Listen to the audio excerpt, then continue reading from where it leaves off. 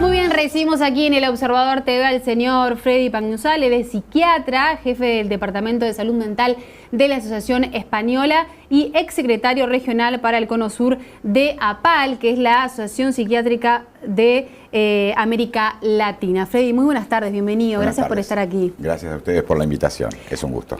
Bien, recién hablábamos fuera de cámara de que es un tema muy delicado, ¿verdad? Siempre se habla de, bueno, las enfermedades mentales, el loquito, ¿no? El psiquiatra te medica, no vayas. Hay un montón de mitos que rondan las enfermedades psiquiátricas. Ya lo creo, ya lo creo. Por eso agradezco además la oportunidad de hablar de estos temas, porque de alguna forma se va como segregando al enfermo mental. Y cuando hablamos del enfermo mental, parece que hablásemos estrictamente de la más grave de las enfermedades, y hay un montón de otras enfermedades que no son del tenor de la esquizofrenia, que es la locura esta a la que hacías referencia. Pero justamente el problema es que no se habla de las enfermedades mentales. El problema es que la primera de las cosas es que mejor barrerlo para abajo de la alfombra, ocultarlo, callarlo, tratar de ni siquiera mencionar. Entonces, sigue siendo un tabú en la sociedad. Sí, claro que sí. Por eso el hecho de estar aquí hablando de esto hoy es verdaderamente, en mi opinión, bastante importante. Como hablarlo en los distintos rincones, ¿no? O sea, desmitificarlo, empezar a correr ese velo, dejar que no sea una cosa oculta y medio misteriosa. Bien. ¿Qué me podés decir de cómo se encara el tema a nivel social? ¿No? Falta información, falta charlarlo en el ámbito familiar. ¿De dónde viene esto? Sí, claramente. Es que todo esto, esta repercusión social, tiene que ver muchas veces con mitos y tabúes respecto a la enfermedad mental. Entre otras cosas, históricamente se ha tratado de esconder al familiar enfermo, era el que vivía aparte, solito, en el apartamento del fondo. Entonces, esas cosas que se han ido como transmitiendo en nuestra sociedad y en otras sociedades, no digamos que es exclusivo de nuestro país, realmente siguen ocurriendo. Hoy, siglo XXI, es como difícil hablar de los temas, es difícil pronunciar frente a otros, tengo un hermano que tiene un trastorno bipolar, o tengo un sobrino o mi madre que tiene tal o cual afección psiquiátrica.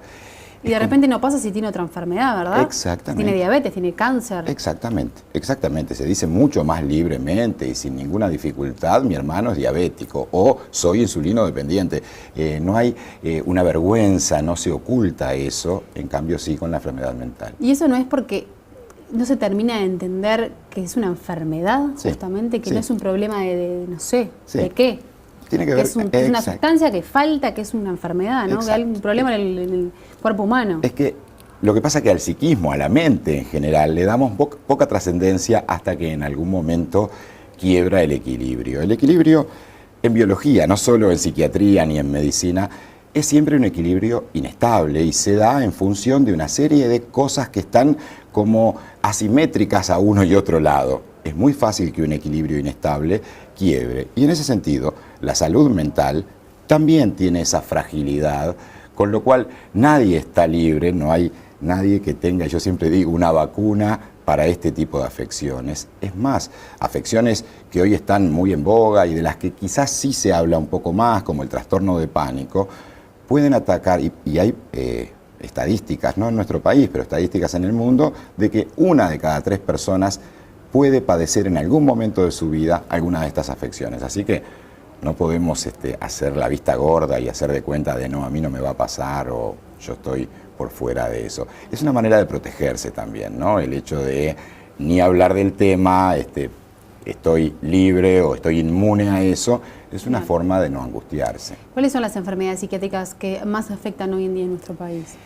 Bueno, tú hablabas de la locura al principio y no es porque sea la que más afecta, pero sí porque es la que más costos implica para la sociedad en general.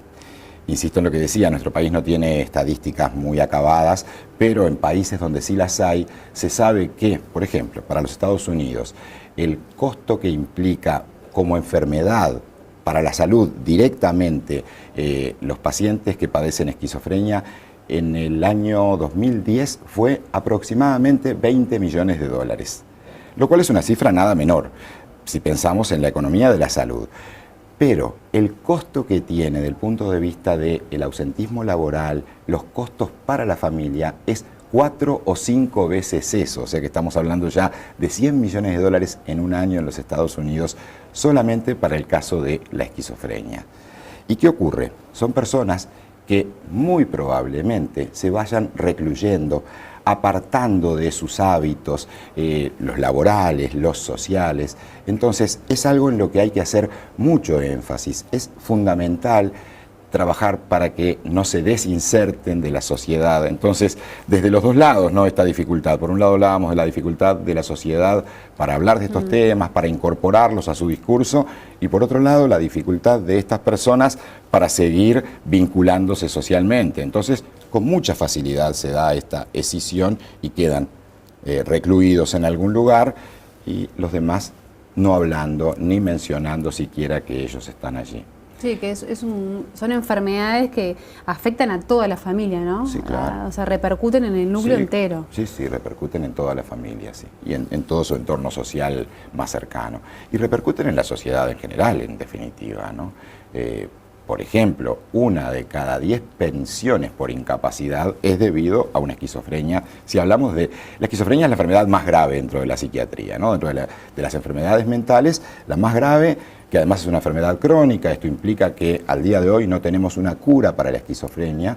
Todos son tratamientos que podrán ayudar a que la persona se relacione mejor, y además es una de las cosas que más se busca, el hecho de que esté más vinculada o por más tiempo mejor vinculada, pero no hay algo que sea curativo como sí lo hay en otros padecimientos. Bien, ¿y cuáles son las otras enfermedades que también se presentan más en nuestro país?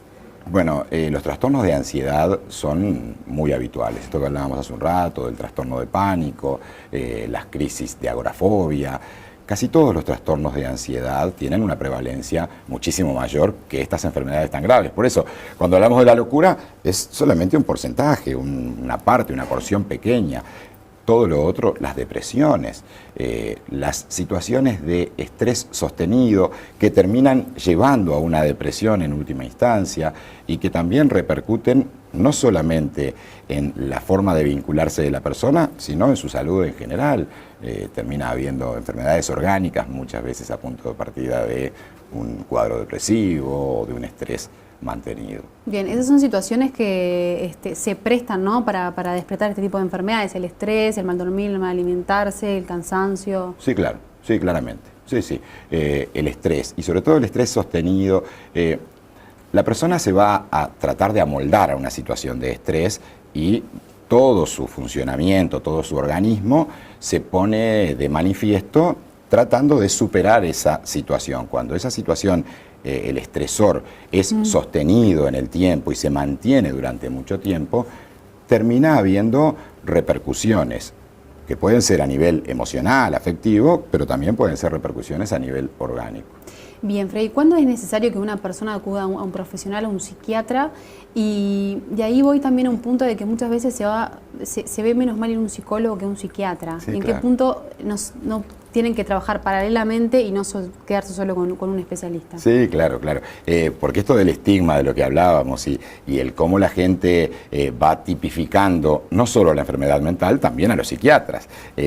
No está muy bien visto ir al psiquiatra, si bien en los últimos tiempos y quizás por la vecina orilla, que parece que no, pero influye bastante en nuestro país a través de los medios, creo que en la Argentina ha habido, por lo menos ha habido un poco más de destape en este sentido, se habla más del tema. Entonces algo de eso copiamos, ya deja de estar tan mal visto ir al psiquiatra, pero en general los psiquiatras somos los enfermos de locos. Y no solamente enfermos de locos, médicos de locos, sí. Perdón, no solamente médicos de locos, sino también empastilladores. No vayas al psiquiatra porque te va a medicar o te va a dopar y vas a quedar como una planta, comentábamos hace un rato. La realidad es que por muchos años se ha manejado esto, no solamente en el entorno social, dentro del propio gremio, entre los médicos. Muchas veces pasa de que va ¿Te pasó una eso persona, de sentirte discriminado por tu colega? No yo directamente discriminado por el colega, pero sí a través del paciente. O sea, de que venga un paciente y me diga, sí, yo estuve con la doctora o el doctor fulano de tal, yo le dije que no me sentía bien, que quería ir al psiquiatra, me dijo, no, usted no está tan mal. O sea, eso de usted no está tan mal es un poco, no está tan loca como para ir al psiquiatra, ¿no? Claro. Entonces, lo tenemos bastante prendido esta estigmatización, bueno, de la psiquiatría y cómo la psiquiatría trata a los enfermos mentales y justamente cómo la enfermedad mental, y por eso cuesta hablar de enfermedad mental, parece ser una mala palabra y mejor ni mencionarla. Y no estamos libres, no hay vacuna para eso. Bien, ¿cuándo una persona tiene que ir o es aconsejable que vaya? Vos mencionabas eso Sí. y me parece bastante atinado hablarlo, ¿no? Psiquiatra y psicólogo ineludiblemente trabajamos juntos, y no son sustituibles, son complementarios. Son situaciones diferentes las que atiende uno y otro, pero también se atiende al unísono a una misma situación. ¿Y qué quiero decir con esto? Por ejemplo, en nuestro país, un psicólogo obviamente no podría medicar, por ende, parecería que los psiquiatras somos los que medicamos únicamente. Y sí, en realidad sí, pero no Claro, únicamente pero se estudió medicamos. para eso, se prepararon para... Somos médicos, Claro. esa es la primera de las cosas. Somos médicos, la visión desde donde abordamos al paciente es la visión de un médico que va a específicamente centrarse en aspectos mentales, pero sin desatender a aspectos orgánicos también. De todos modos, muchos psiquiatras no medican, muchos psiquiatras trabajan en aspectos psicoterapéuticos o en aspectos de rehabilitación, y son médicos, son psiquiatras y no necesariamente están con el recetario al lado. Pero estar con el recetario al lado no implica que de toda manera y a como dé lugar vamos a necesariamente estar medicando. Se medicará aquellas circunstancias que lo ameriten. Es más, cada vez más se intenta evitar determinado tipo de fármacos porque se sabe los efectos secundarios que tienen.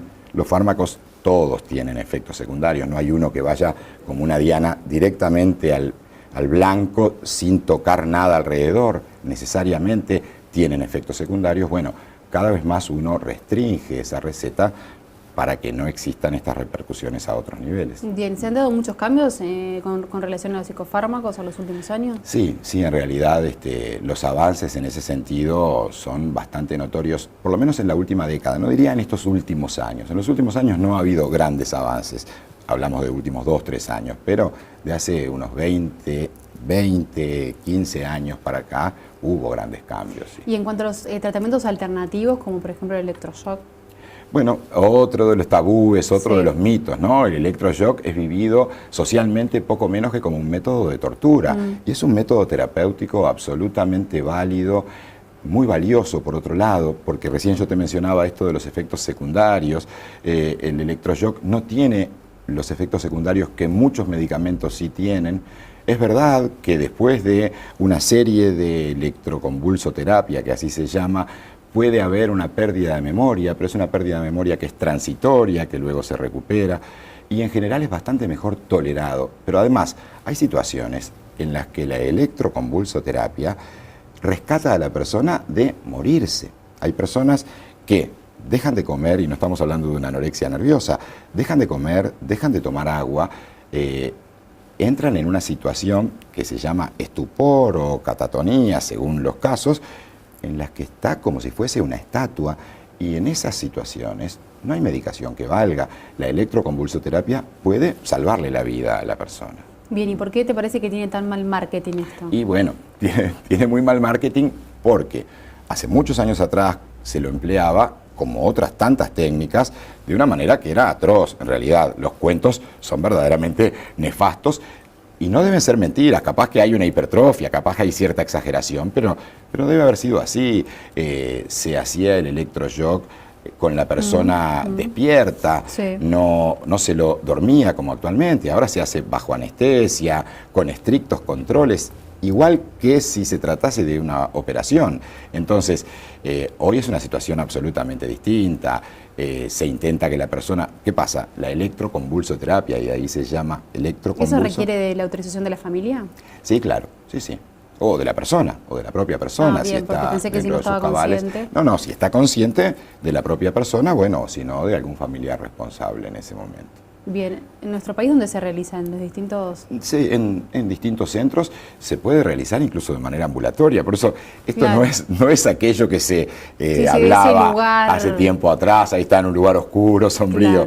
Claro. Se puede realizar de forma ambulatoria, pero en las distintas clínicas, no solamente en el Hospital Vilar de Bo, en distintas clínicas se realiza. Bien, volvamos por un segundo a los psicofármacos. ¿Cómo no? También se habla mucho de la adicción que genera el psicofármaco. ¿Esto es real? ¿Es así? Y claro que sí. Por eso decía, nosotros cada vez más estamos tratando de restringir algunos fármacos que, si bien los seguimos utilizando, los usamos con mucho más cuidado, teniendo la precaución de retirarlos tempranamente, y estamos hablando concretamente de los ansiolíticos. Uno de los fármacos más difundidos, las benzodiazepinas, sí tienen la potencialidad de ser adictivos.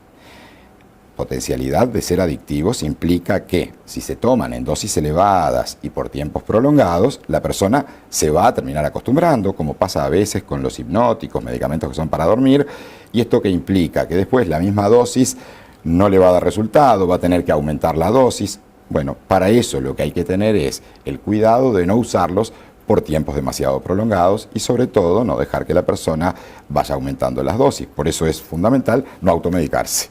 Eso bueno, es. Ahí tocaste otro gran tema, ¿no? La automedicación, que también uno escucha mucho por ahí. ¿Qué pasa? Claro, porque si la consulta se hace y después no hay controles y se sigue consiguiendo por donde sea, de la manera que sea, sí, aunque hay mucho control con esto. La famosa receta. La persona se está automedicando y ahí es donde, en definitiva, sí se desarrolla a veces un acostumbramiento psíquico y o físico de la sustancia. Pero, por ejemplo, ya que mencionabas lo de los fármacos, estamos hablando de que son potencialmente adictivos los ansiolíticos, las benzodiazepinas, no así los antidepresivos. Mucha gente tiene miedo y dice, voy a tomar un antidepresivo, después no voy a poder dejar de tomarlo nunca. En realidad los antidepresivos no tienen esa capacidad de ser adictivos. Es más, los antidepresivos suelen tardar mucho tiempo en empezar a actuar, y una sustancia cuyo efecto no es inmediato no tiene ese potencial adictivo que sí tiene la pasta base, por ejemplo, que apenas consumida inmediatamente le da un efecto a la persona que la consume, que es el buscado, y por eso luego vuelven a repetir ese consumo. Con los ansiolíticos sí, tú en realidad, si tomás un ansiolítico en el momento en que estás ansiosa, vas a sentir al poco rato una calma, que es lo buscado, lo deseado. Eso de que al poco rato te produzca ese bienestar es lo que lo hace potencialmente adictivo. En el caso de los antidepresivos, que se tardan 3, 4 semanas para empezar a actuar, claro, estamos muy lejos de eso. ¿La depresión es una de las enfermedades que más ha crecido en los últimos tiempos? Sí. Sí, creo que... No sé ¿Creció si porque hay más o porque la gente se anima? Exactamente, a decir? No sé si es que creció la enfermedad o que lo que ocurre es que la gente se anima a consultar por eso, ¿tá? Pero sí, claro, depresiones se ven cada vez más, y puede ser que esto que decías, ¿no?, que las personas la reconocen porque afortunadamente se habla más. Aunque estamos hablando de que se habla poco, o sea, que tener un familiar, un vecino, un conocido, una amiga, ¿no?, que pase por eso y que lo hable libremente también abre puertas. Eso también va abriendo canales de comunicación. Igual se sigue hablando poco, aún de la depresión se sigue hablando poco, pero de todos modos es bastante más fácil hablar de la depresión que hablar de otras enfermedades. ¿La depresión es una enfermedad que se ve más en la tercera edad o no? No. Se ve sí en la tercera edad y bastante, pero aparece cada vez más temprano. En realidad, a mí me sorprende, yo no trabajo con niños, trabajo con adolescentes y con adultos, pero me sorprende cuando los colegas me cuentan las cifras, las estadísticas de depresiones en niños. No, sí. Cada vez hay más enfermedades mentales en niños, ¿verdad? Sí, también está esto que decíamos hace un rato, se diagnostican más. Y al haber mayor comunicación, mayor información, la familia viene y consulta. Bien, también se habla mucho de ese tema de la medicación en niños, ¿no? De muchas veces, bueno, todos tuvimos un compañero hiperactivo en la escuela, ¿no? Sí, claro que era que sí. el fatal. Bueno, con docentes y directoras cercanas a mí, muchas veces escucho de que se estaría medicando a veces como demasiado, entre comillas. Se lo pregunto más que afirmarlo. ¿Esto puede ser así? Sí, yo no dudo de que haya algo de eso. Es probable que haya habido como un abuso o un uso excesivo de los que son estimulantes, porque se usan estimulantes para el déficit atencional, pero lo que sí es absolutamente innegable es que al chico le cambia la vida. El chico que no está pudiendo atender, y ese es el tema, de vuelta, se conoce más acerca de las afecciones, se las puede diagnosticar y por ende tratarlas en consecuencia. El chico que, teniendo, y cuento de hace poquito, alguien que me llegó, teniendo una inteligencia notoria, indiscutible, estaba rindiendo en el liceo, en los primeros años del liceo, de muy mala manera, con los rezongos permanentes por parte de sus docentes, con los rezongos en casa, distorsionando. O sea, los rezongos no son gratuitos, es porque distorsiona en clase, generalmente hace que los docentes no puedan estar con otros alumnos y otro montón de cosas que al que más perjudican es al propio niño, al chico o al adolescente. Cuando estas personas son medicadas, cambian, pero drásticamente, empiezan a rendir de otra forma, no están alelados ni nada que se le parezca, pero simplemente logran focalizar y concentrarse, que es lo que no podían hacer antes de recibir la medicación. Pero, Lucía, en ese sentido hay otros motivos por los cuales medicar a los chicos cuando tienen un déficit atencional. En realidad, entiendo que quizás haya habido un sobrediagnóstico y un uso un poco exagerado, puede ser, no digo que no sea así, pero lo que sucede es que en las épocas que corren, un joven que tiene un déficit atencional y que no es atendido adecuadamente, tiene 7 veces más riesgo de consumir sustancias psicoactivas. Se multiplica por 7 la posibilidad de que incurra en consumos ya no de fármacos, que son sustancias legales, recetadas por un profesional y controladas por un profesional, no. Se multiplica por 7 la posibilidad de que consuma sustancias ilegales. Amén de que tiene muchos más riesgos de, por ejemplo, tener accidentes. Si es un adolescente o un niño y sale en bicicleta y tiene un déficit atencional, tiene muchísimo más riesgo de tener un accidente en el tránsito que un niño que no lo tiene. Y si estuviese medicado, no tendría esos riesgos de caer en un accidente. Y tocaste otro gran tema, ¿no?, que son las adicciones. En los últimos años los departamentos de salud mental de las distintas instituciones se han visto también desbordados un poco por esta situación, ¿no? Sí, claro. Sí, claro que sí. Esto ha incluso cambiado el perfil de los pacientes que consultan en emergencia, ya sea en la emergencia del hospital psiquiátrico o en las distintas emergencias de los distintos sectores de salud, porque, claro, hay personas que antes no tenían un padecimiento mental y que luego del consumo empiezan con distintos padecimientos, que son consecuencia del consumo las más de las veces. A veces despierta situaciones muy graves, como por ejemplo psicosis. En otros casos ni siquiera se llega a una psicosis, pero termina habiendo otras consecuencias que, bueno, llevan a o situaciones de abstinencia. Bueno, me imagino madres con hijos, algo, ¿no? Por favor, ayúdenme. Ahí está. ¿Y ahí se tienen las herramientas necesarias para poder ayudar? No, es muy difícil. Hoy día es muy difícil. Y si además el chico no tiene ninguna intención de mejorarse, y si además es mayor de edad, 19, 20 años, es como muy difícil. Y uno está medio atado de pies y manos, las madres o los padres vienen desesperados a pedir ayuda y, bueno, uno les brinda la ayuda que puede, pero no siempre es la solución al problema. Bien, hablemos un poco del sistema de salud mental en general de nuestro país. El año pasado vino un especialista español que estuvo asesorando al Ministerio de Salud Pública y que realizó duras críticas al sistema, de que era antiguo, de que había que cambiarlo, de que los pacientes no deberían estar más de 30 días internados, y todos sabemos que hay pacientes con Echepare y Vilar de Bo que están hace años allí. ¿Qué opinión tiene usted en específico? Sí, claramente. ¿Qué ocurre? Cuando las internaciones empiezan a prolongar, empieza a haber, a punto de partida de la propia internación, situaciones de acostumbramiento, de comodidad. No es que la familia sea cómoda, ni la persona se sienta más cómoda, no es un spa. Una internación psiquiátrica, sea a nivel público o privado, no es un spa, créemelo. Pero está continentado, está cuidado, la familia está tranquila. No por desentenderse o librarse de la persona, sino que está tranquila de que no le va a pasar nada, o de que no va a atentar contra su vida o cosas por el estilo. Entonces, esto, cuando se prolonga demasiado, va haciendo que resulte cada vez más difícil la reinserción de esa persona en su casa. Entonces, sí, claro, las internaciones prolongadas llevan a un hospitalismo por parte del paciente, pero también se va desinsertando cada vez más de su medio sociofamiliar. Y esto luego se torna bastante complejo, no solo por el estigma, sino porque después retomar con determinados hábitos no es muy fácil. Esa es una de nuestras carencias. Nosotros estamos actualmente tratando de trabajar más y poner más énfasis en los aspectos de rehabilitación y de recuperación de las personas. Estamos hablando con enfermedades crónicas, ¿no? Enfermedades severas que son bastante invalidantes, para que esta inserción social sea más probable.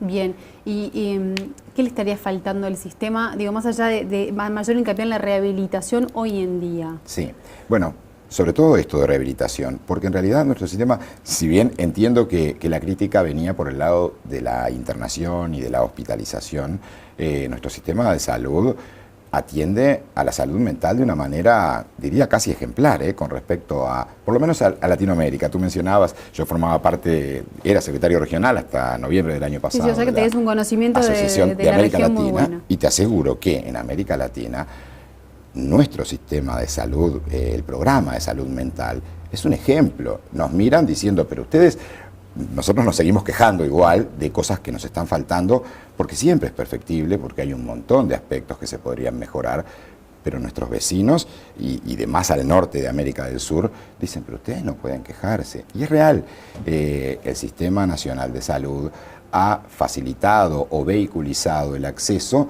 a las psicoterapias, por ejemplo. Hace un rato hablabas de psicólogos. Todos esos cambios que se han implementado. Y que son casi un ejemplo. En América Latina, al menos, no existen muchos lugares donde se esté brindando eso. Entonces, sí se están atendiendo muchos de estos aspectos, pero queda bastante por hacer. Lo que sucede es que creo que Díaz del Peray, que es este español del que hablabas hace un momento, se refería más bien, y tú lo mencionaste, a las colonias. Etxepare, Santín Carlos Rossi y al Hospital Vilar de Bo, que están, sí, es cierto, muy de modé, muy atrás. ¿No están de una manera como paradas en el tiempo? Sí, ¿Uno sí. tiene esa impresión? Sí, en realidad uno ve sobre todo lo edilicio y entra a las salas en cualquiera de estos lugares o los pabellones y parece que se han detenido en el tiempo. En realidad hay pabellones muy nuevos y muy modernos también en las colonias. Sí, pero más allá de la infraestructura en general, ¿no? Sí. El sistema, la forma de trabajo. Sí.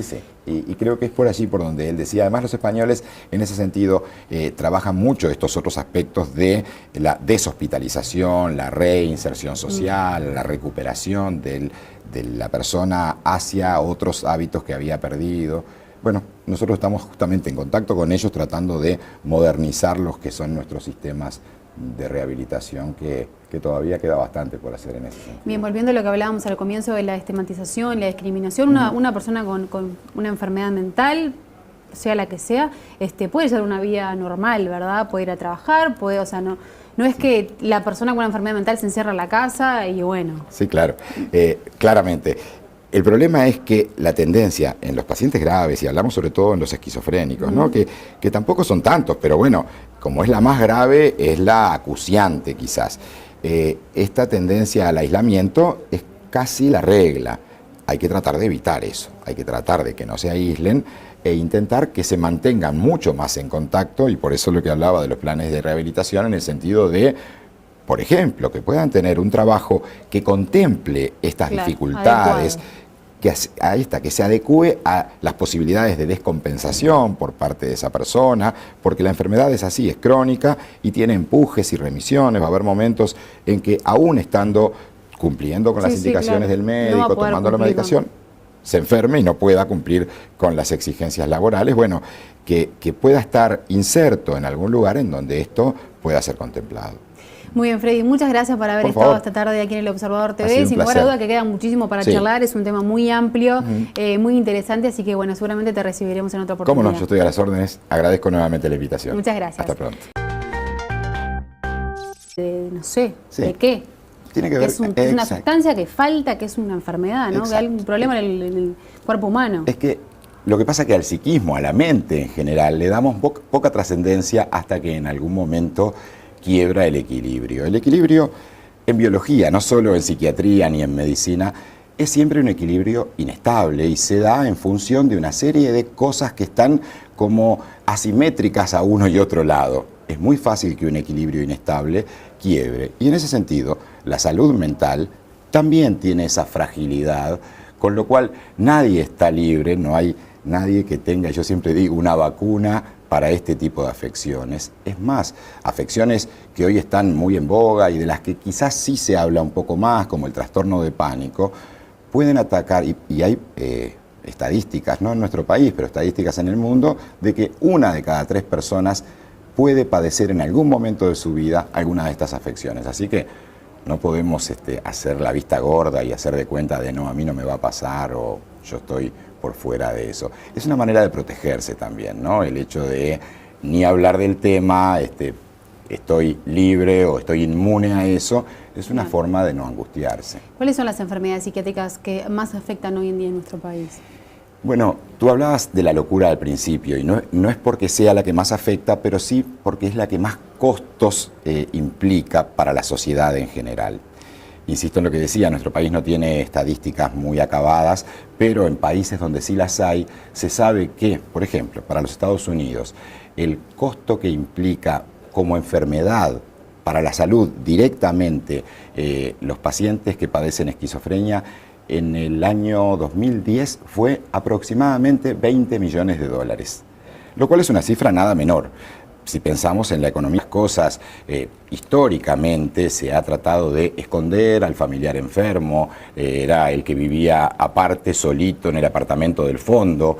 Entonces, esas cosas que se han ido como transmitiendo en nuestra sociedad y en otras sociedades, no digamos que es exclusivo de nuestro país, realmente siguen ocurriendo. Hoy, siglo XXI, es como difícil hablar de los temas, es difícil pronunciar frente a otros, tengo un hermano que tiene un trastorno bipolar, o tengo un sobrino o mi madre que tiene tal o cual afección psiquiátrica. Y de repente no pasa si tiene otra enfermedad, ¿verdad? Exactamente. Tiene diabetes, tiene cáncer. Exactamente. Se dice mucho más libremente y sin ninguna dificultad, mi hermano es diabético o soy insulino dependiente. No hay una vergüenza, no se oculta eso, en cambio sí con la enfermedad mental. Y eso no es porque no se termina de entender que es una enfermedad, justamente, que no es un problema de...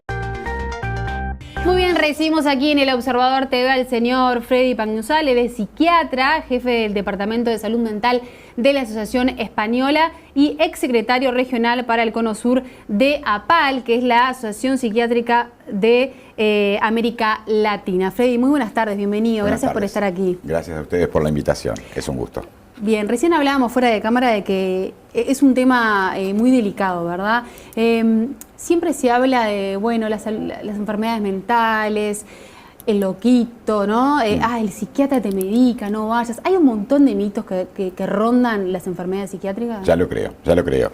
Por eso agradezco además la oportunidad de hablar de estos temas, porque de alguna forma se va como segregando al enfermo mental. Y cuando hablamos del enfermo mental, parece que hablásemos estrictamente de la más grave de las enfermedades, y hay un montón de otras enfermedades que no son del tenor de la esquizofrenia, que es la locura esta a la que hacías referencia. Pero justamente el problema es que no se habla de las enfermedades mentales. El problema es que la primera de las cosas es que mejor barrerlo para abajo de la alfombra, ocultarlo, callarlo, tratar de ni siquiera mencionar. Entonces, sigue siendo un tabú en la sociedad. Sí, claro que sí. Por eso el hecho de estar aquí hablando de esto hoy es verdaderamente, en mi opinión, bastante importante. Como hablarlo en los distintos rincones, ¿no? O sea, desmitificarlo, empezar a correr ese velo, dejar que no sea una cosa oculta y medio misteriosa. Bien. ¿Qué me podés decir de cómo se encara el tema a nivel social? ¿No? Falta información, falta charlarlo en el ámbito familiar. ¿De dónde viene esto? Sí, claramente. Es que todo esto, esta repercusión social, tiene que ver muchas veces con mitos y tabúes respecto a la enfermedad mental, entre otras.